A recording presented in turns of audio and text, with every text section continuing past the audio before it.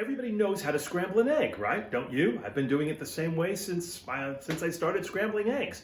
But this week on What Would Michael Do, I'm going to share a tip that will guarantee you the creamiest, most delicious scrambled eggs you've ever had. There are a couple habits that we have that create a rubbery textured egg, and that's never appealing to anybody. Sometimes we let it sit too long, sometimes we let it cook too long. If that's you, up your game, make it better. I'll show you how. J. Kenji Lopez Alt shared this little tip, and with the help of a little bit of cornstarch and a little water and a couple of cubes of cold butter, it revolutionized scrambled eggs. Easy to do. Once you do it 2 times, it's like, oh, well, this is simple. Let's get started and I'll show you how to do it too. Okay, here's the magic trick. Here's the start of it anyway. We're gonna take 2 teaspoons of cornstarch and about 1.5 tablespoons of water. Give that a good whisk. We're gonna make a little slurry, very easy slurry of cornstarch and water. Simple. I'm going to do a pinch of salt. And then I'm going to cube 2 tablespoons of unsalted butter.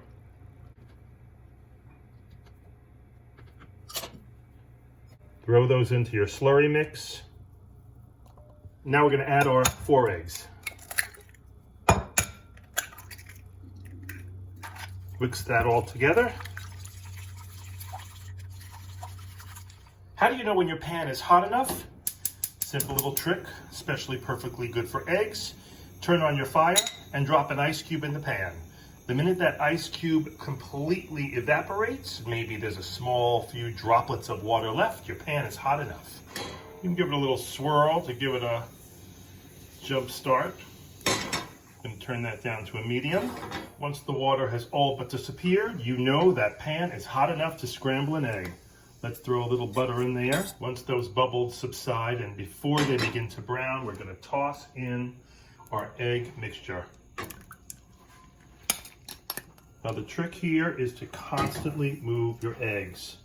Don't let them set. That will prevent those curdles from curdling. The cold butter cubes help keep the eggs tempered so they don't get overly hot or overly heated, and it prevents that rubbery texture that nobody likes in a scrambled egg.